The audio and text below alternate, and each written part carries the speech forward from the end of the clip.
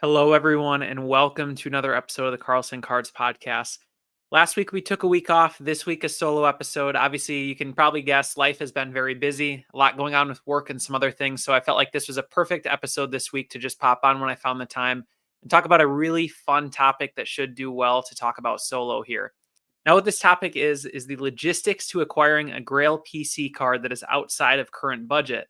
Now, this topic is very important and hits home for me because a few weeks ago, I added the largest card I've ever added to my collection. Now, this is a topic that, to be honest, I've heard it talks about a lot on other podcasts. I'm going to try to approach this a very unique way and step you through exactly what happened and what it took to add this card from step one to the final, product of having the card in my hand. Because as a background, this is a card that when it was approached to me is significantly out of my price point.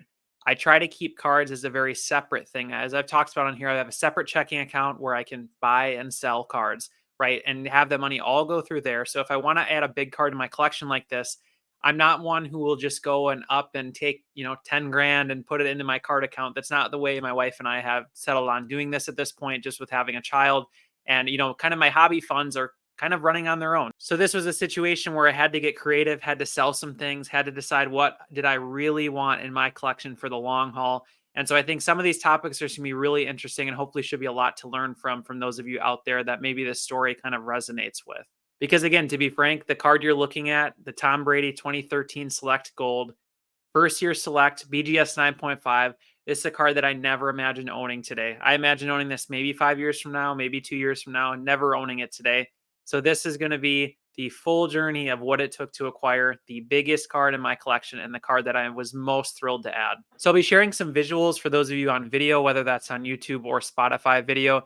Those of you who are not, no worries there, right? I know a lot of you are car commute listeners. I'll describe whatever I'm showing here on the visual just so you do get to experience this as well. So to start, I just want to give a little bit of background about why this card is important to me, the 2013 Select Gold out of 10 Tom Brady. So about a year ago, I think last July in 2023, I started hunting and really searching for a set that I could collect. I had seen other people do this in basketball and other sports and some sets in football as well. But I've never seen anyone successfully put together a gold prism set. So originally that was my thought, was to find a year of prism and put that set together. However, after researching some dilemmas I ran into were, I guess number one, I couldn't do 2012 Prism. There's already somebody doing that who's very far along. The price point also probably wouldn't really fit what I'm looking at. And then additionally, the later years, I just started getting the dilemma of like 2013 or 2014 or maybe 2015, right?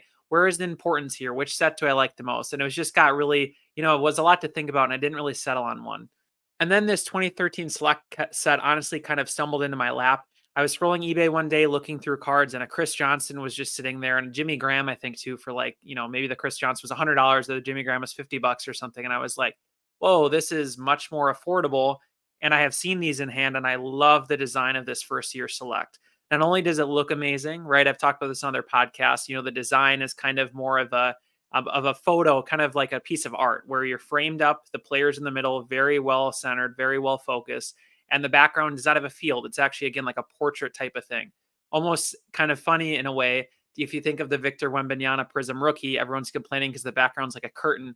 In some aspects, that's what the background of these cards look like, but I'm happy with because I think the design is phenomenal. Obviously, design-wise, I love the set, but if I want to put a set together, it's also important to me that the players in it mattered to me. So this 2013 Select set, what I really liked was that my peak football watching is probably between like 2011 to 2015. That was when I first got into it, was first experiencing fantasy football. I was in high school, that time frame. Just loved the sport. I watched everything, got to learn the whole history from scratch, having not really grown up with it a ton. My, parents are sort of into it, but not so much where I really grew up on football. And so what I loved about this set is it fits in that era and it's also a small checklist. So the checklist here that I'm putting together is 150 cards. I've chosen not to do the rookies, which at first that was a dilemma for me. But the reason I chose not to do the rookies is there's really only 3 or 4 players that I care about. Again, to tie back to the importance of players and nostalgia, right? The rookies in 2013, there's only maybe 4 or 5 names that most of you would probably even recognize. Guys like Travis Kelce, Le'Veon Bell, Keenan Allen, DeAndre Hopkins, players like that. So there are some good names, right? But it's not a big, deep draft class that everyone remembers fondly typically, right? Most of those players, to be honest with you, before pursuing this set, I would have had no idea that they were drafted in 2013. Maybe Kelsey, but the rest of them I wouldn't have even known that, to be honest with you. So again, I settled on just skipping the rookies, which I'm really happy that I did now because I don't have to pursue 100 cards of players that I don't care about. I settled on just doing the first 150 cards, which is kind of what I would call your base set, your first 100 cards, and then the legend set, which is the card numbers 101 to 150. So it's a set where it has almost everybody that I loved and watched, right? Kelvin Johnson, Tom Brady, obviously, who we're talking about today, but it also ties in some of the legends here, like Bart Starr, Brett Favre, Emmett Smith, Barry Sanders. A lot of these players, which I didn't even comprehend or think of at the time, but it's actually their first gold prism, which is really cool because I've been able to acquire a lot of these players. And now I know there's some importance tied to that, to me at least. I think it's really cool knowing that, for Barry Sanders, he was in a few years of Prism, but this is the first one he ever had a true, what we'd call a gold Prism out of 10. Again, I don't know how much that actually matters long term. I don't frankly really care. I just think to me it's really cool because, to be honest, I never had a ton of interest in post playing years cards. Like for Barry, you know, there's millions of cards made after, he retired. Why would this one matter? Or why would that one matter? That was always my thought.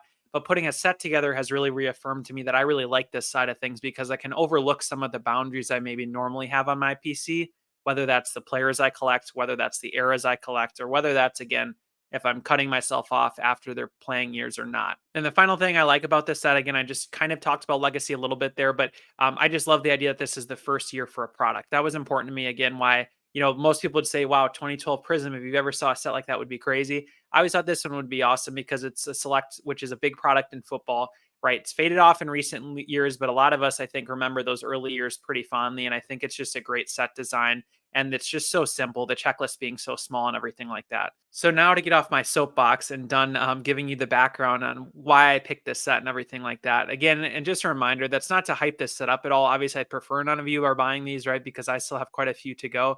But I just think it's important to share that mindset and what factors I was looking for when I decided to pursue something like this.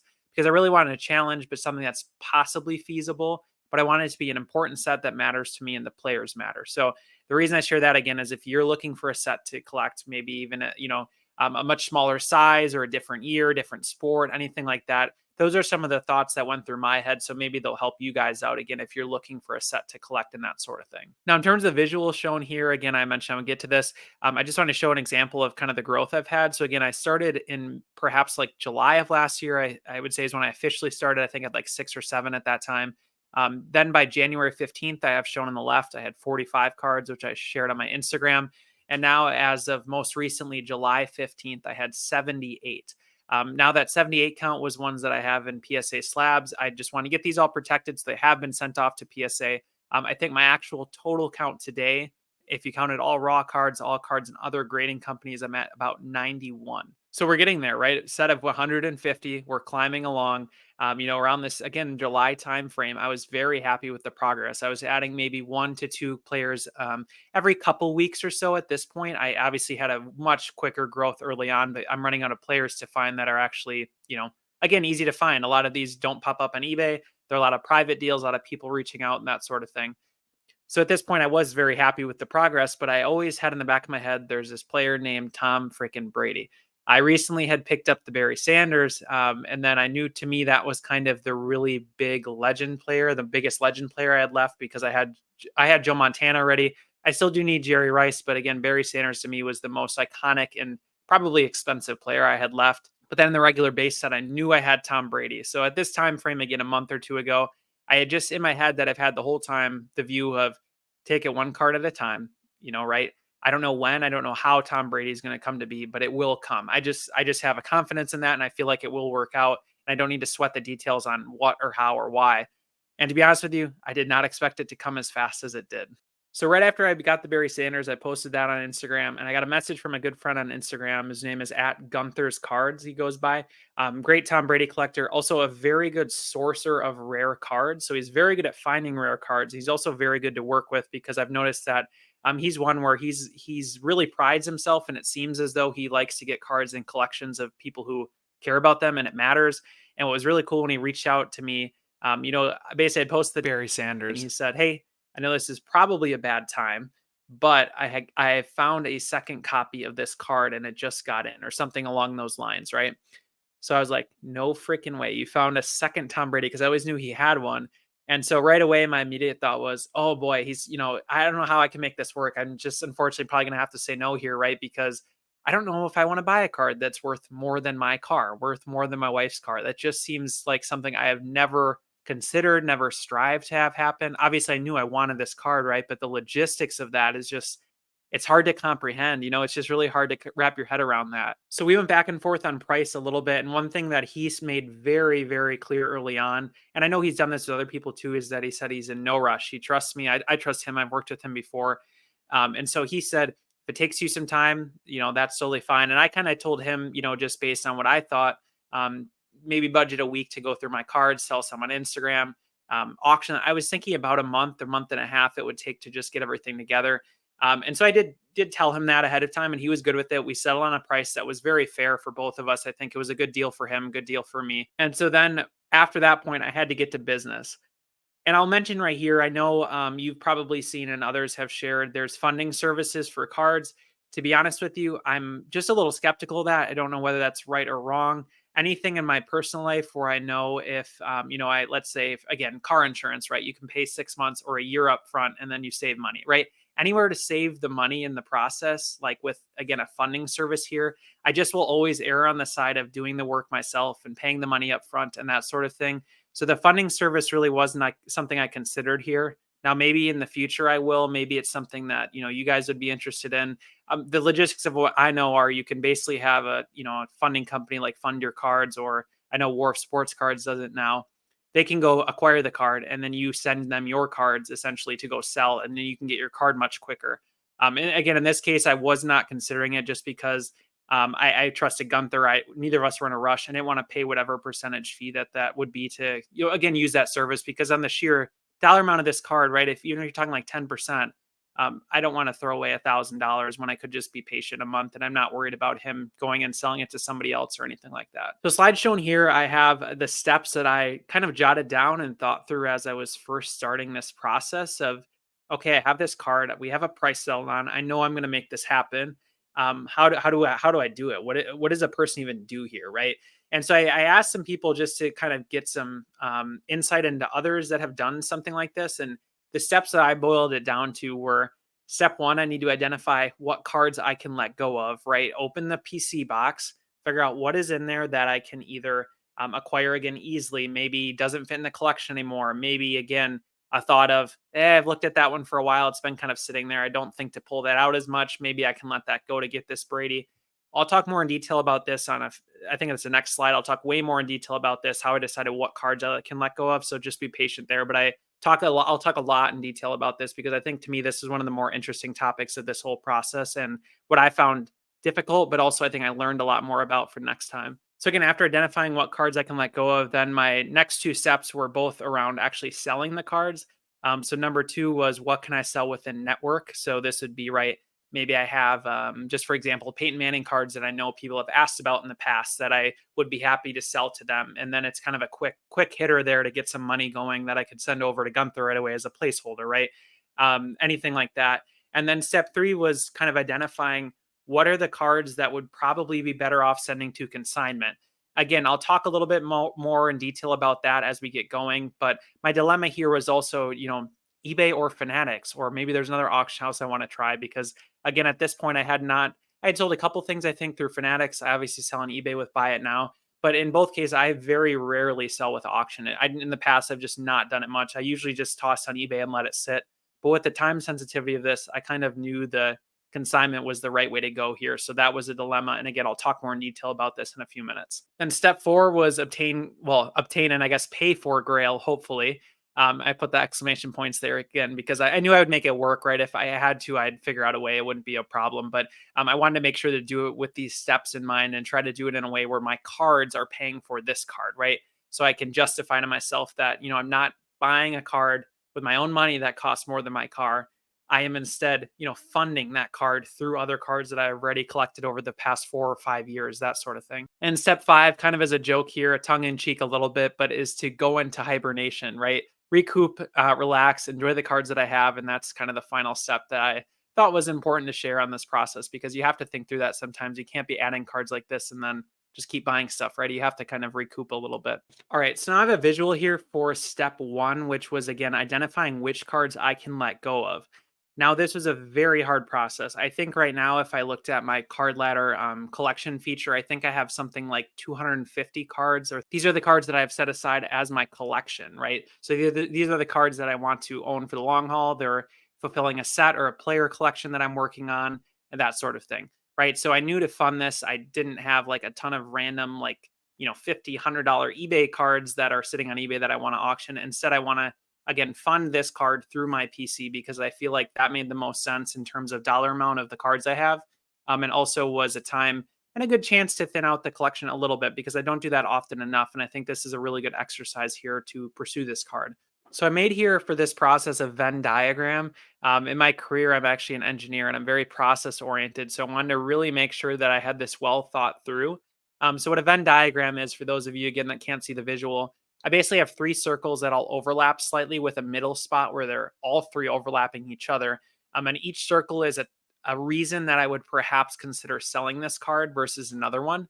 So the three, again, I'll just call them reasons, I guess, are number one, perhaps I could find another copy of this card, especially in lower grade, easily, right? So if it's a card that I own that maybe there's 100 copies of, right?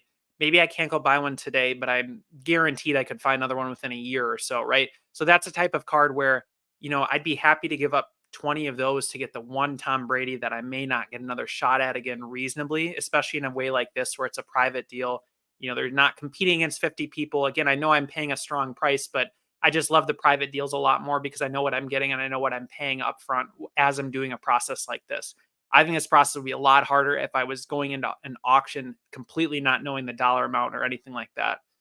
Then the second one is that perhaps the current value doesn't match my enjoyment, right? So there's certain cards in my collection, certainly that I've owned for years, and a lot of cards. Again, if you're collecting the stuff that it turns out that other people want to own as well, over time the cards go up in value. I mean, that's just a thing that happens sometimes, right? We all know this. We all own cards. Not everything does that, but some do, right? So there's definitely some cards I own that fit that boat where, again, there may have been a recent high sale or something where it makes me really question owning this now because the price I got it for, heck yeah, I'd go buy one again.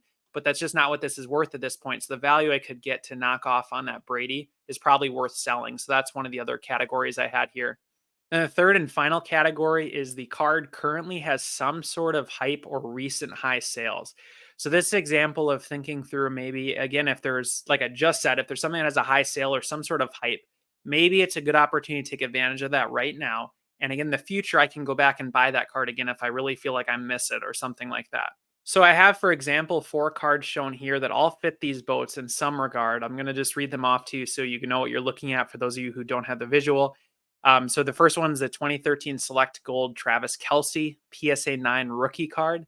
So it's funny because, again, obviously I just mentioned I collect the set, but now you know a little bit more why I don't collect the rookies. Now, if I was going to collect a rookie, it would be Travis Kelsey.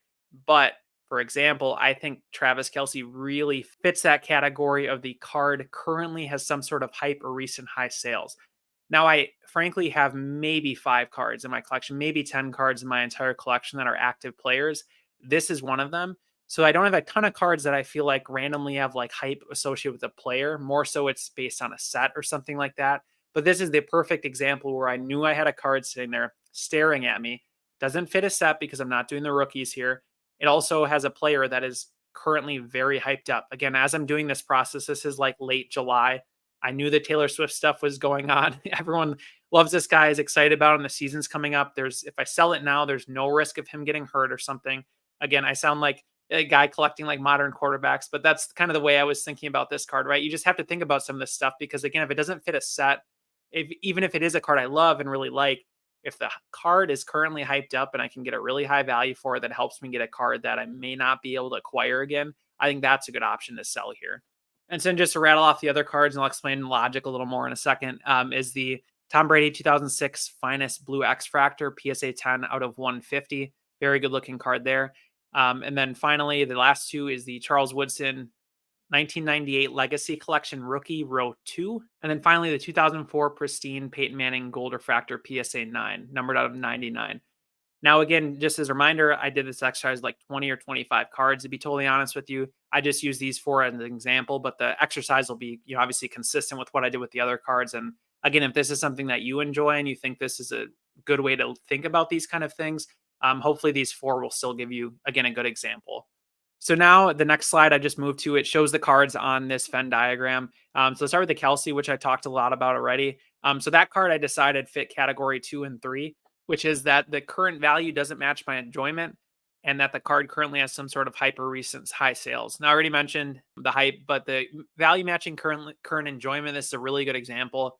So this card at the time when I sent it, I assumed it was worth about a couple grand because that is what it had sold for in the past. Now we'll get to it in a bit. It ended up auctioning way higher, which blew my mind. But moral of the story here is even if at that 2 grand-ish price point, I would much rather go buy 4 veterans from this set or 5 or 6 or 7 veterans from this set than own this card.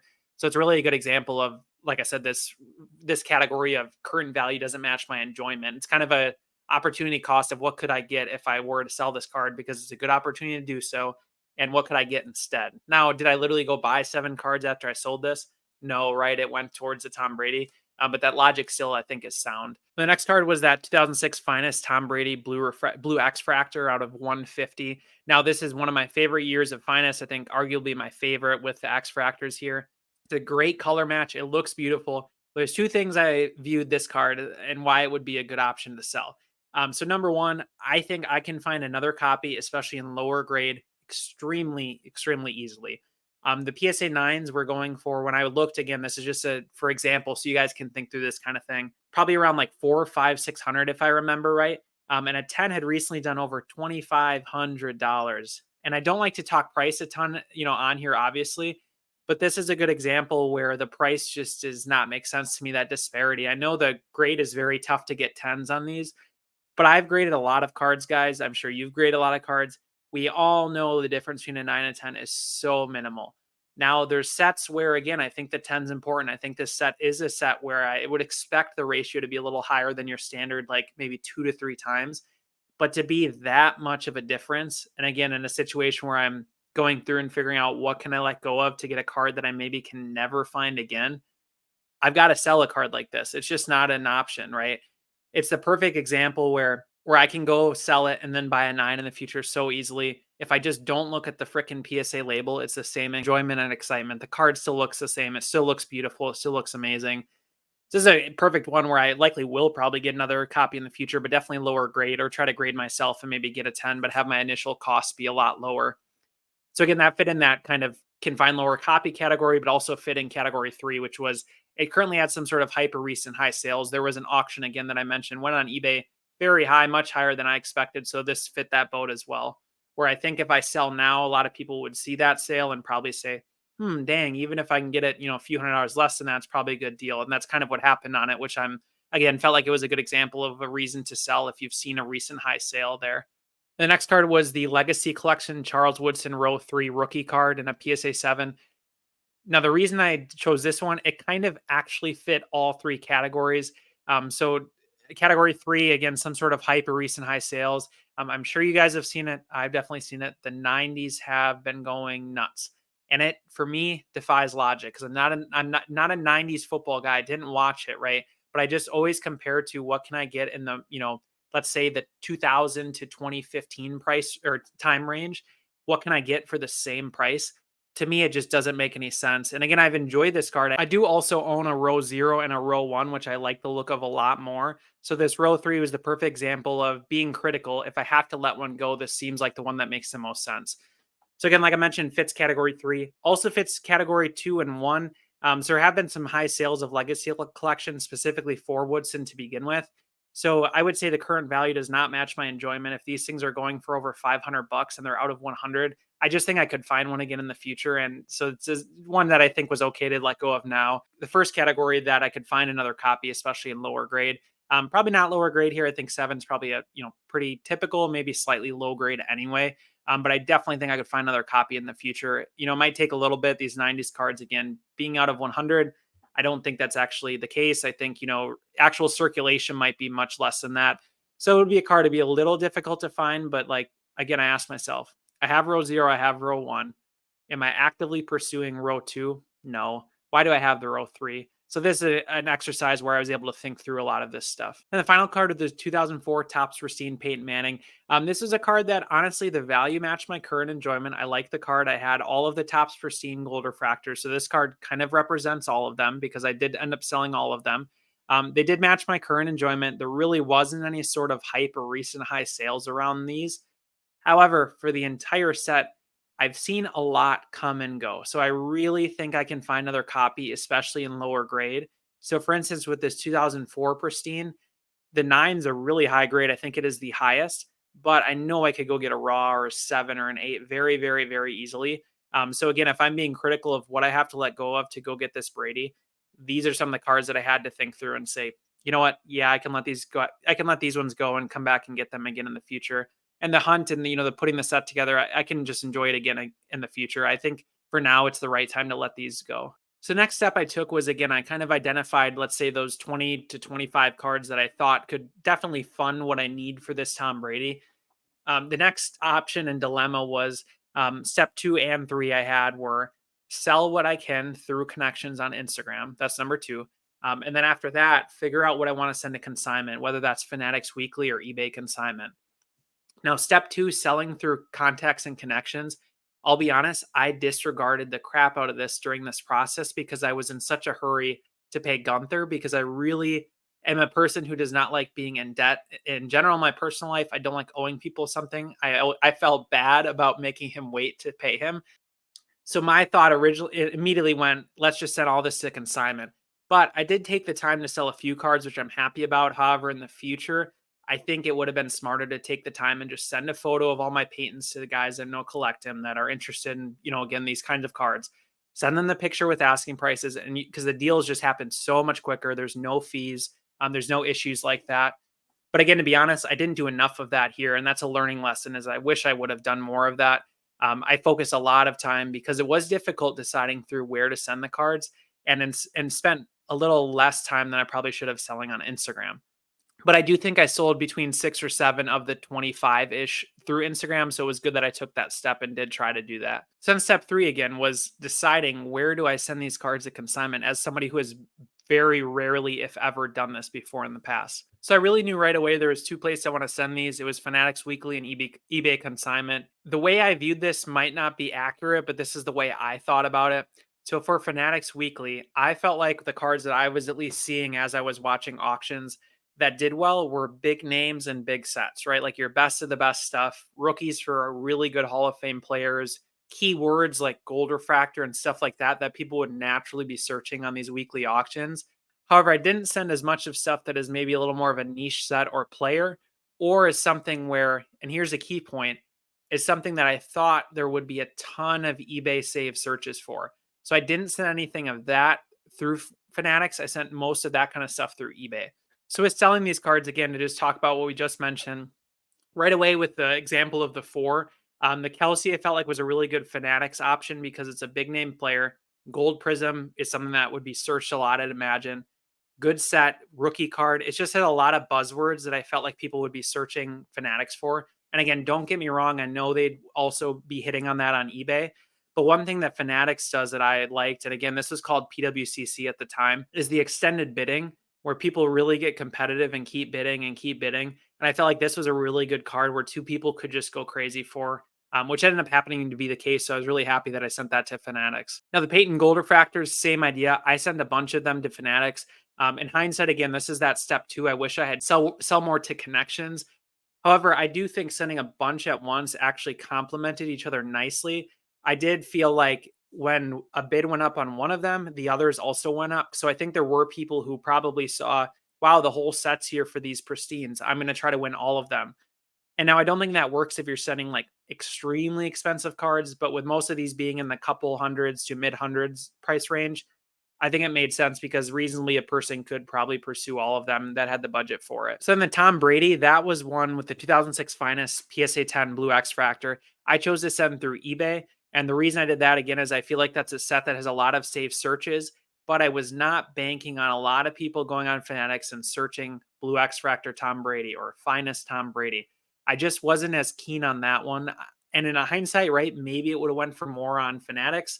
But it did do pretty well on eBay. It, again, didn't hit that super high price that I had mentioned, but it did get over the last sales before that. So I think it did work out sending it through eBay. Then the final card was that Legacy Collection Charles Woodson. To be totally honest with you, I had no idea who to send here. I really didn't know what would do better. Ended up sending to Fanatics and it did pretty well, but I would have, again, perfect example with that Brady. I would like to have seen what it would have done on eBay to kind of compare. I don't really know. Again, the price was good. I was very happy with it, but I do think that maybe that would have been a better eBay card because people have saved searches for Charles Woodson rookie, Legacy Collection, like stuff that actually has saved searches set up for already. Now, before I send anything off to consignment, I did try to figure out, right, who should I send through? Because if you're sending to consignment, that doesn't mean I'm literally sending my cards to Fanatics or to eBay. What I've seen and noticed is that you can work with somebody who are, well reputable, and they typically get much better fee rates than what I would do, for instance, on eBay selling myself at auction. For Fanatics, I use Wharf Sports Cards. Again, he's on Instagram. He has very good rates for Fanatics, very professional from what I experienced. And then for Four Sharp Corners on eBay, that's who I used. That decision was a little harder. There's a ton of eBay consigners, and the reason I chose them is I like their website. I thought it was the easiest to use, and their rates were extremely good. Like for the Brady, for example, I think anything over 1,000, which this should have been, you got 95% payout. Again, if I were to sell this on my own, it'd be like 88%, something like that after eBay fees. So it just was kind of a no-brainer there. I did also consider MC Sports Cards and Probstein. My one concern there was I had a bunch of other cards that were in more of the 100 to like $300 price point that I wanted to send to eBay. And both of those did not have great rates for cards in that range. The best was actually Four Sharp Corners at that point. So that was why I ended up using them as well. Again, I share all this as my experience. Yours may be different, but I think sharing the mindset and the thoughts and the learnings are things that I like hearing on podcasts. So I hope this is helpful for you guys as well. So I'll mention some pros and cons between each of these.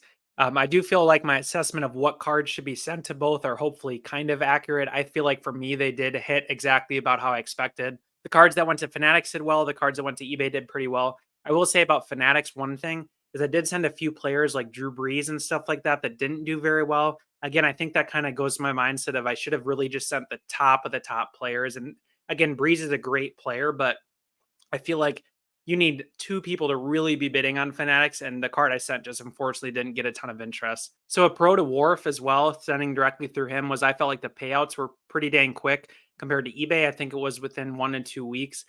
With Four Sharp Corners on eBay, they had great customer service. Like I could literally go call somebody and they would answer right away. Versus with Wharf, obviously, is one individual, Nick, running it. So you obviously have to be a little more patient reaching out to him. But the one drawback to Four Sharp Corners, and I will give a props to Nick there, is the payout rate takes a long freaking time. It took after the auction ended. So by the time I sent it, it took 21 days after the auction ended to get paid out. That's their policy, which again, I think I kind of understand, right? If there's returns and stuff. But to be competitive, and if I were to do this in the future and really be time constrained, that's kind of concerning to me. So again, they had great service, but the payout rate, just keep that in mind.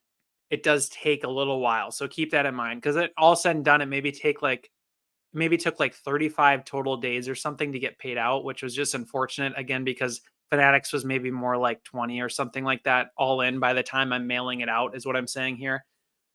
So yeah, perks to both. Again, I think my assessment of what cards should go where hopefully are fairly accurate. If you think it's different, please DM me. I'd love to learn more. Throw it in the comments for others as well. All right, step 4 and 5, go get the Grail and go into hibernation. So after all is said and done, again, I mentioned some of the cards that I sold, and there's a lot more, but the whole process took me about maybe 30 days to get the money together to get Tom Brady. So when it was ready, right, I reached out to Gunther, paid the final amount that I owed him. We squared away. And then here's where the story gets really interesting. So I mentioned again the Tom Brady. That's what I was chasing during this whole process. Now, from selling the cards, I definitely overshot, right? I definitely sold a few extra cards than I thought I would need to just to ensure I definitely had the money needed for the Brady.